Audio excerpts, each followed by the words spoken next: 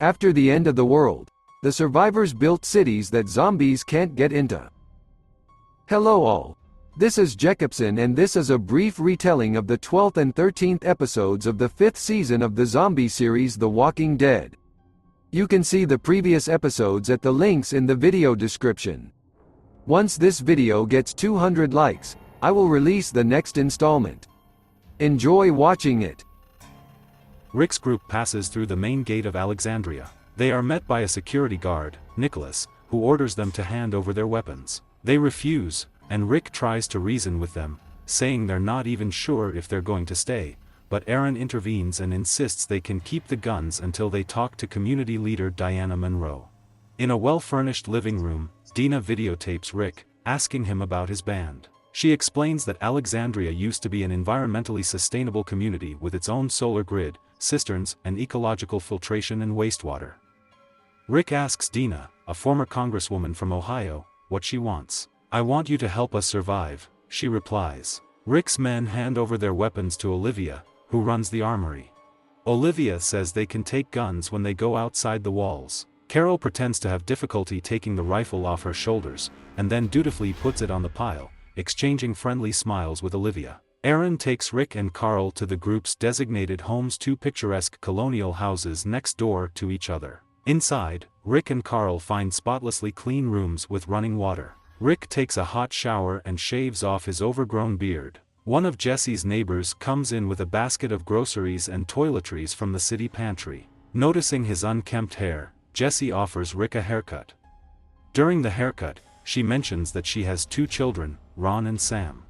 Ron is the same age as Carl and suggests they meet. During a conversation with Daryl, Diana asks if he wants to stay in Alexandria. He evades the question, but says that Carl and Judith deserve a good home. Carl and Carol explore the second house. Carol suspects that Dina just wouldn't give up such a luxurious home. She meets Rick and Daryl on the front lawn. They worry about splitting the group between the two houses and agree that they should all sleep in the same house. That evening, when the group is preparing beds on the floor in the living room, Diana comes in. Sticking together, she notes, is smart. Rick notices that she hasn't assigned him a job yet.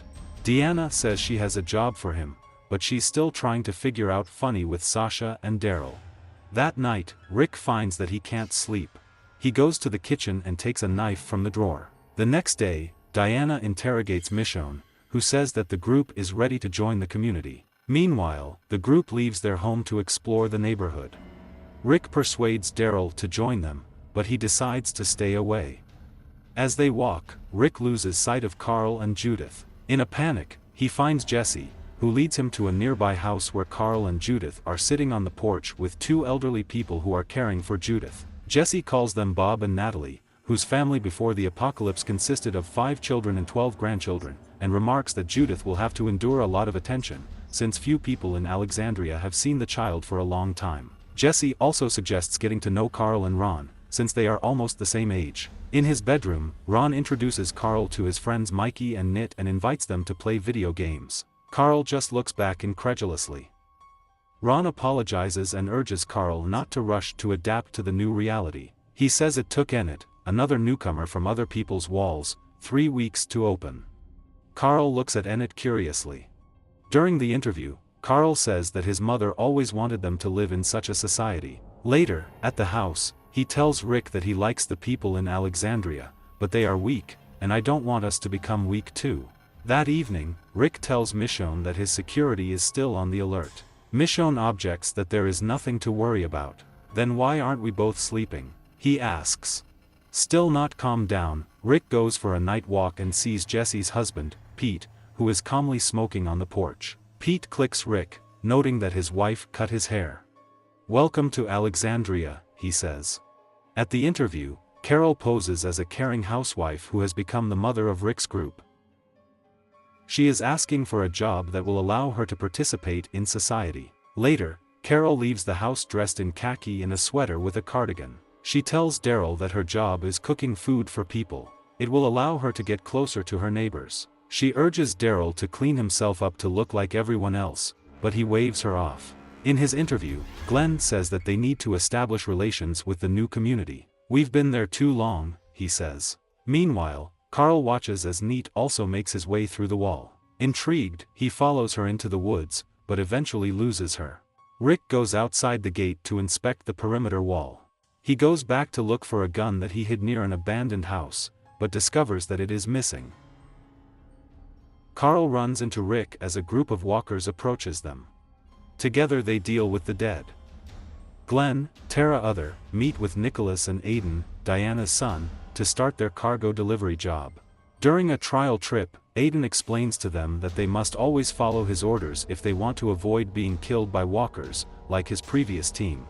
Aiden and Nicholas lead the group to the place where they chained the walkers who killed their former team. They discover that the walker has escaped, but they manage to track him down. The walker attacks Tara, and Glenn impales him in the head. Aiden yells at Glenn for killing his trophy. When they return to the walls, Glenn accuses Aiden of incompetence. Aiden swings at Glenn and they fight, attracting a crowd of people, including Olivia, Jesse and Stacy. Diana intervenes and announces that Rick and his group will be treated as equals. She then asks Rick and Michonne to become sheriffs of the city, and they agree. At the house, Rick comes downstairs in a sheriff's uniform and tells Carol and Daryl that it's safe to sleep in two houses now. Carol repeats Carl's fears that Alexandria will make them weak. "We won't become weak," Rick assures her. "It's not in us anymore, and we'll get through it. And if they fail? Let's take this place for ourselves." Sasha wakes up and looks at the family portrait left in the new house. She collects the portrait, as well as several other photographs, and takes them outside the walls of the house to shoot at targets. After destroying the targets, she sits down on a stump and quietly says to herself, "Come and get me." Rick, Daryl and Carol are in an abandoned house where Rick lost Aaron's gun, hiding it in a blender. They begin to make plans to return the weapons that were taken away from them when they came. A walker sneaks up on them, and Carol shoots him several times with a silenced pistol. The trio notices the letter W carved on the walker's forehead. Back at Rick's house, they ridiculously discuss the possible reasons why they were assigned security, wondering if this is part of a larger plan. While in the woods, Daryl runs into Aaron, who says he's surprised that Daryl can tell a sneaking walker from a human just by the sound they make. They meet a horse, which, according to Aaron, the children named Button. Aaron says he's been trying to catch him for months. Daryl makes an attempt, but the Button scares away groups of walkers. As a result, the walkers surround the horse and begin to attack. Aaron and Daryl kill the walkers, but Button Bright is seriously injured and has to be put down. While in her house, Diana tells Rick and Michonne about how they will guard the community. She also announces that Maggie will be helping her with political affairs. She further says that her plans are to restore the community government, as it was before the coup. On the street, Diana tells Rick that she doesn't want all the residents to walk around with guns. Sasha approaches them, says that he wants to be on duty at the bell tower with his sniper rifle and expresses a desire that there be as many shifts as possible at the armory tower. Diana grants the request, but only on the condition that her son Spencer will be on duty at the tower that evening so that Sasha can come to their party. Later, at Diana's party, the group struggles to adapt to the new environment. Diana invites Sasha to join her to chat with other guests. However, the noise triggers a series of traumatic memories of her brother Tyrese, her boyfriend Bobby and Beth. Sasha becomes shocked and angrily snaps at another guest, then runs out of the house. Jesse's son gives Rick a seal in the form of the letter A, officially welcoming him to the community. Later, Rick kisses Jesse on the cheek. Meanwhile, Daryl is standing outside the party, not wanting to go inside. Aaron invites Daryl to his house for dinner with him and Eric. After that, Aaron shows Daryl his garage, where old motorcycle parts are stored. He tells Daryl that he will need the motorcycle at his new job, where he has to replace Eric as a recruiter. Aaron explains that despite the dangers inherent in this job, it is perfect for a man like Daryl. After all, he knows how to take care of himself and distinguishes good people from bad. After unlocking the window earlier, Carol sneaks into the room where the weapons are stored. At the moment when she puts the weapon in the bag, Sam, Jesse's son, comes up from behind and asks what she is doing. Carol deflects the question by asking what he's doing there, and Sam replies that he wanted her to make more cookies. Carol advises him not to tell anyone that he saw her there. However, Sam insists that he should tell his mother because I tell her everything.